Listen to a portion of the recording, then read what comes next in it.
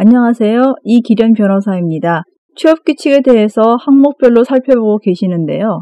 이번에는 전 시간에 이어 여성 근로자의 근로시간, 일정 범위의 직종에 대한 취업 제한, 그리고 생리휴가 등에 대해 알아보도록 하겠습니다.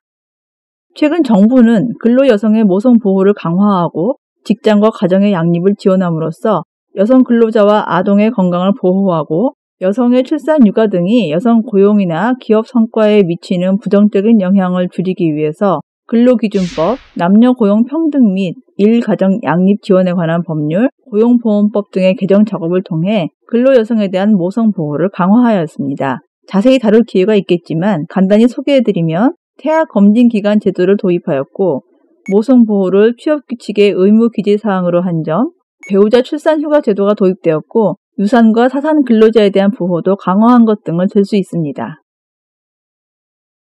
네, 그러면 모성보호와 일가정 양립지원 제도의 내용들을 하나씩 차례로 살펴보겠는데요. 먼저 여성에 대한 취업 제한 사업이나 업무를 알아보도록 하겠습니다. 근로기준법에 의하면 사용자는 임신 중이거나 산후 1년이 지나지 아니한 여성을 도덕상 또는 보건상 유해, 위험한 사업에 사용하지 못한다고 규정하고 있습니다. 또 임산부가 아닌 경우에도 사용자는 18세 이상의 여성을 도덕상, 보건상 유해, 위험한 사업에 사용하지 못한다고 정하여 놓고 있습니다. 만일 사용자가 이를 위반한 경우에는 벌칙 조항도 마련되어 있습니다.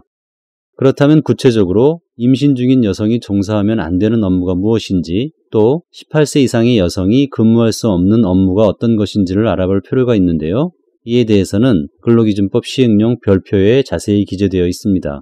여기에 의하면 납, 수은과 같은 유해물질, 특히 여성의 생식 기능에 장애를 일으킬 위험성이 있는 물질을 취급하는 업무, B형 간염 바이러스 등 병원체 오염 우려가 있는 업무, 신체를 심하게 펴거나 굽힌다든지 또는 지속적으로 쭈그려야 하거나 앞으로 구부린 채 있어야 하는 업무, 그리고 연속 작업에 있어서는 5kg 이상, 단속 작업에 있어서는 10kg 이상의 중량물을 취급하는 업무 등에 임산부를 종사하게 할 수 없습니다. 한편 산후 1년이 지나지 아니한 여성의 경우에는 납, 비소, 그리고 여성의 생식 기능에 장애를 일으킬 가능성이 있는 유해 물질을 취급한다거나 임산부가 아닌 18세 이상인 여자의 경우에도 생식 기능에 이상을 초래할 가능성이 있는 유해 물질을 취급하는 업무에 종사할 수 없도록 하고 있습니다. 이와 관련하여 최근 근로복지공단이 내린 결정을 주목할 필요가 있는데요. 그 내용은 국내 최대 반도체 생산 라인에서 근무하던 여성 근로자가 유방암에 걸려 숨지자 이에 대해 산업재해로 인정했다는 것입니다. 이 여성 근로자는 당시 36세로서 작업 공정에서 유기용제와 방사선에 노출되었다는 것인데요. 공단은 이러한 물질에 노출되는 시기가 이를수록 암 발병률이 높다는 점 등을 근거로 복합적으로 판단할 때 이 여성 근로자의 업무와 질병 사이에 상당한 인과관계가 있는 것으로 보았습니다. 네, 이와 같이 근로기준 법령에서는 모성 보호를 위하여 여러 가지 제도적인 장치를 마련해두고 있음을 알 수 있는데요. 그 중에서도 특히 임산부 내지 가임 여성의 생식 기능에 대한 심각한 장애를 초래할 가능성이 있는 유해 물질을 다루는 업무에 종사시키지 못하게 하고 있습니다. 일부 분야에서는 해당 물질의 유해성이 완벽하게 검증되지 않은 상태에서 여성들이 위험에 노출되는 경우도 없지 않을 것입니다. 정부는 물론이고 기업은 항상 여성 근로자들에 대한 보호에 최선의 배려를 해야 할 의무를 지는데요. 그렇게 하는 것이 궁극적으로 우리의 미래 세대를 담보하기 때문이라는 점에 대한 인식을 새롭게 할 필요가 있겠습니다.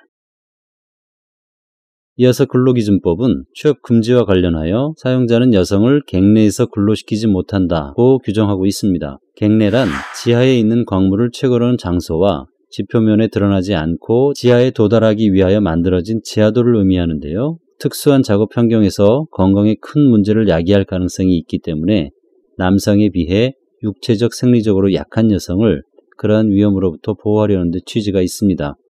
그런데 종전 근로기준법에서는 객내 근로 금지에 대하여 예외를 인정하지 않고 있었는데요. 개정법에서는 특수한 업무에 대해서는 일시적인 예외를 인정하여 보건 의료 또는 복지 업무, 신문 출판, 방송 프로그램 제작 등을 위한 보도 취재 업무, 학술 연구 조사를 위한 업무, 관리 감독 업무, 이러한 업무와 관련된 분야에서 하는 실습 업무 등에서는 여성들이 객내에서 근무하는 것을 일시적으로 허용하고 있다는 점도 알아두시기 바랍니다. 다음으로 근로기준법은 임산부의 보호라는 제목으로 사용자는 임신 중의 여성 근로자에게 시간의 근로를 하게 하여서는 아니 되며 그 근로자의 요구가 있는 경우에는 쉬운 종류의 근로로 전환하여야 한다고 규정하고 있는데요. 한편 근로기준법은 사용자는 산후 1년이 지나지 아니한 여성에 대하여는 단체 협약이 있는 경우라도 1일에 2시간, 일주일에 6시간, 1년에 150시간을 초과하는 시간의 근로를 시키지 못한다고 하여 산후 1년이 경과하지 않은 여성의 경우에는 단체 협약에도 불구하고 일정한 시간의 근로를 금지하고 있다는 점도 알아두어야 할 것입니다. 또 여성의 경우에는 야간과 휴일 근무에 대해서도 보호장치를 마련하고 있는데요. 18세 이상의 여성을 오후 10시부터 오전 6시까지의 시간 및 휴일에 근로시키려면 그 근로자의 동의를 얻어야 하는 것으로 규정한 것이 그것입니다. 또한 임산부와 18세 미만자에 대하여는 오후 10시부터 오전 6시까지의 시간 외의 근로 및 휴일 근로를 금지하고 있는데요. 다만 본인의 동의와 고용노동부 장관의 인가를 요건으로 예외를 허용하고 있습니다. 여기서도 임신 중인 여성의 경우에는 명시적으로 청구하는 경우에 허용된다는 점 유의할 필요가 있겠습니다. 여기서 휴일 근로를 조금 더 구체적으로 살펴보면 휴일 근로란 주휴일, 근로자의 날 등 법정 휴일을 의미하는데요. 약정 휴일에 근로할 필요가 있는 때에는 근로자의 동의로 가능하다고 하겠습니다. 다음으로 숙직 근로 등이 약정 휴일이 아닌 법정 휴일이나 야간에 걸리는 때에는 고용노동부 장관의 인가 대상이라고 하겠습니다. 다음으로 근로기준법은 여성 근로자가 청구하면 월 1일의 생리휴가를 부여하여야 한다고 규정하고 있습니다. 생리휴가 제도는 생리기간 중에 무리한 근로를 함으로써 육체적, 정신적인 건강을 해치는 것으로부터 여성들을 보호하기 위해 마련한 것입니다. 물론 생리휴가 제도 자체가 모성 보호를 위한 것인지에 대하여는 이론적으로 논란이 없는 것도 아니며 이 제도를 법의 명문으로 규정하여 보장하고 있는 나라도 우리나라와 일본 등 극소수에 그치고 있다고 합니다. 근로기준법은 1953년 제정 당시 생리휴가 제도는 유급휴가로 규정하고 있었는데요. 바로 앞서와 같은 논란 등이 배경이 되어 그 후 1989년에는 청구 요건을 삭제하고 여자인 근로자에게 부여하는 것으로 개정되었고 이후 2003년에는 다시 청구 시 무급으로 개정하여 오늘까지 유지되고 있습니다. 생리휴가는 연차휴가와 달리 출근일 등에 관계없이 부여하는데요. 그렇다면 생리현상이 없는 여성, 예를 들어 폐경 혹은 자궁 제거 또는 임신 중인 여성에게도 부여해야 하는 것인지 문제될 수 있습니다. 이에 대해 판례는 생리휴가 제도의 취지는 생리현상으로 인해 일하기 힘든 여성 근로자를 특별히 보호하기 위한 것이지 생리현상이 없는 여성 근로자까지 보호하려는 취지는 아니다라고 판단한 것이 있습니다. 다음으로 생리휴가는 생리를 하는 여성 근로자가 직접 청구하면 부여되며 근로자의 정당한 청구에 대하여 사용자가 이를 거절하거나 시기 변경권을 행사하는 것은 곤란하다고 할 것입니다. 청구 방법 등은 취업규칙 등에서 자세히 규정하면 될 것으로 보이고 다만 근로자도 미리 사전에 통보하지 않고 결군 후 생리휴가를 사용하였다고 통보하는 것은 허용되지 않는다고 할 것입니다. 마지막으로 사용자는 생리휴가에 대하여 임금을 지급할 의무가 없는데요. 무급휴가로 한 근로기준법 규정의 취지를 고려할 때 당연한 것이라고 하겠습니다. 그런데 만일 여성 근로자가 생리휴가를 사용하지 아니하고 근로를 하였을 경우에 사용자는 생리휴가 수당을 지급하여야 하는지가 문제됩니다.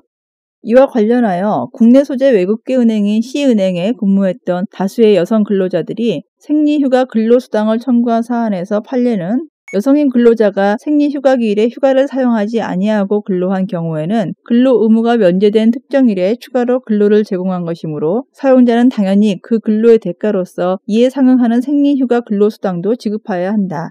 연월차 휴가의 경우에도 지급하는 휴가 근로수당을 단지 입법 취지, 목적 및 조문의 위치가 다르다는 점만으로 생리휴가의 경우에 지급하지 않는다면 이는 여성의 모성을 특별히 보호하기 위한 근로기준법 제71조 취지에 반한다고 판시하여 생리휴가 근로수당을 지급해야 하는 것으로 보았습니다.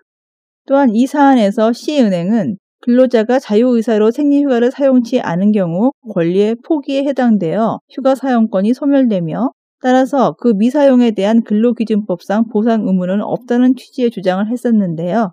하지만 이러한 C은행의 주장에 대해서 판례는 생리휴가 근로수당은 휴가일에 제공한 근로에 대한 추가 임금의 성질을 갖는 것으로서 단지 근로자가 생리휴가를 미사용하였다는 점만으로 사후에 발생한 수당 청구권까지 포기하였다고 보기 어렵다는 취지로 판단함으로써 시은행의 주장을 받아들이지 않았습니다.